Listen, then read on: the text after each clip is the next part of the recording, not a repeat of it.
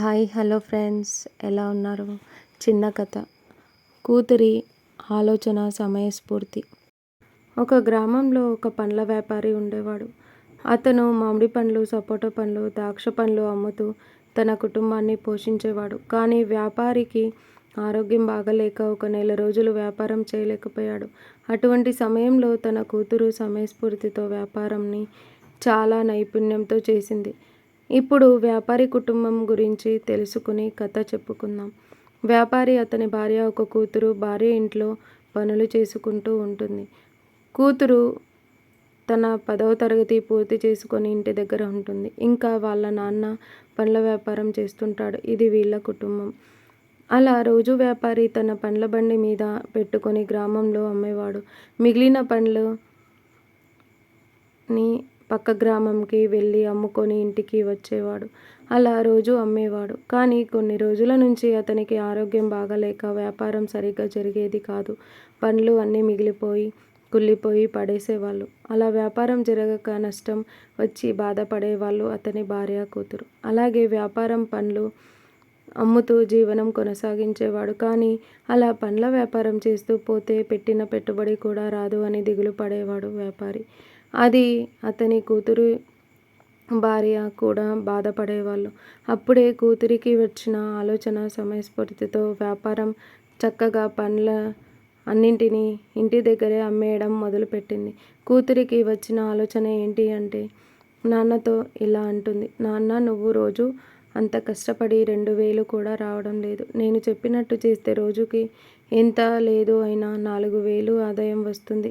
నువ్వు సరే అంటే మనం ఒక మామిడి పండ్ల వ్యాపారంతో మన వ్యాపారం చక్కగా జరుగుతుంది అంటే, అప్పుడు వాళ్ళ నాన్న, ఏంటి బిడ్డ నువ్వు చెప్పేది, అసలు ఏం చేయాలి అనుకుంటున్నావంటే, అప్పుడు కూతురు, నువ్వు మామిడి పండ్లు గ్రామంలో తిరిగి అమ్మడం కంటే ఇంటి దగ్గరే మామిడి పండ్ల జ్యూస్ని మామిడి తాండ్ర అమ్మితే మంచి లాభం వస్తుంది నాన్న అని చెబుతుంది. అప్పుడు వాళ్ళ నాన్న, జ్యూస్ అన్నీ చేయాలి, జ్యూస్ చేసే మిక్సీ కావాలి కదా బిడ్డ, అందులో ఒక మిక్సీ ఉంటే సరిపోదు, కనీసం 4 జ్యూస్ చేసే మిక్సీలు అయినా కావాలి కదా బిడ్డ అంటే, అప్పుడు కూతురు, ఒక 2 మిక్సీలు ఉంటే సరిపోతుందిలే నాన్న, నువ్వు 20,000 పెట్టుబడి పెట్టి చేద్దాం నాన్న అంటే, అప్పుడు నాన్న,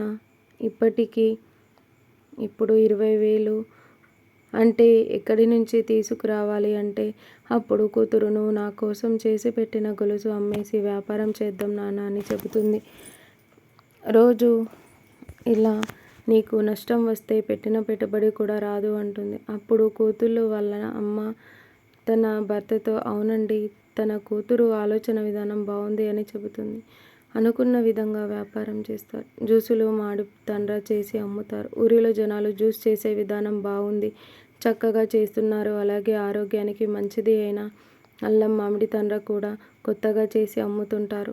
అలా రోజు అనుకున్న విధంగా చేస్తూ వచ్చారు. నెల తిరిగేసరికి కూతురు తెచ్చిన సంపాదన 50,000. అప్పుడు కూతురు, నాన్న, నేను ఎప్పుడూ ఇంత లాభం చూడలేదు అని తన కూతురిని మెచ్చుకుంటాడు. అలా వచ్చిన లాభం మరి కొన్ని మిక్సీలు తెచ్చుకొని ఇంకా బాగా చేసేవారు వ్యాపారం.